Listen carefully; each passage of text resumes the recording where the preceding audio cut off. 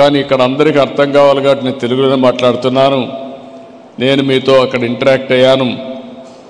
ఆ విధంగా వచ్చిన ఎక్స్పర్ట్స్ కూడా నమస్కారాలు. ఈరోజు పోలీస్ డిపార్ట్మెంట్ని మనస్ఫూర్తిగా అభినందిస్తున్నా. మామూలుగా పోలీసులు అంటే ట్రెడిషనల్ అప్రోచ్ చేసే నుంచి ఇప్పుడు టెక్నాలజీని ఏ విధంగా ఉపయోగించుకోవాలి అనే విషయంలో పోలీసులే చొరవ తీసుకొని ఒక మంచి కార్యక్రమాన్ని దేశంలో ఎక్కడా చేయని విధంగా ఆంధ్రప్రదేశ్ పోలీసులు చేశారు. వాళ్ళ మనస్ఫూర్తిగా అభినందిస్తున్నా. It will go a long way. ఈరోజు మనం ఒక్కసారి చూస్తే ఎక్కడైతే లా అండ్ ఆర్డర్ బాగా ఉంటుందో,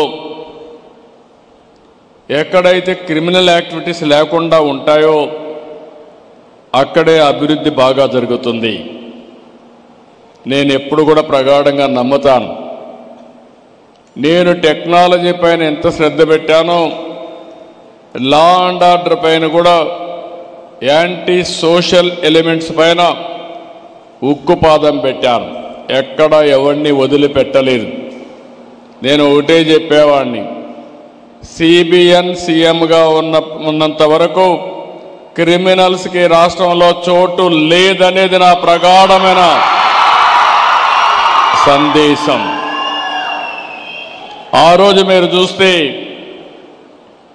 ఉమ్మడి రాష్ట్రంలో ఫ్యాక్షనిజం కానీ, రౌడీజం కానీ, నక్సలిజం కానీ, ఇంకో పక్క కమ్యూనల్ వైలెన్స్ కానీ, ఇంకో పక్క స్మగ్లర్లు కానీ, మాఫియా కానీ అందరిని కూడా పూర్తిగా కంట్రోల్ చేశాం.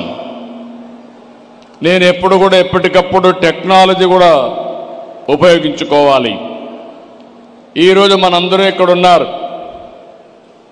నేను హైదరాబాద్లో ఎవరు ఆలోచించినప్పుడు హైటెక్ సిటీ ఇన్ఫర్మేషన్ టెక్నాలజీ ఆలోచించాను. ఆ రోజు బిల్ క్లింటన్ వస్తే సైబరాబాద్ నగరాన్ని ఆ రోజే ఇనాగరేట్ చేశాం. వాజ్పేయి గారి దగ్గర హైటెక్ సిటీ ప్రారంభోత్సవం చేశాం.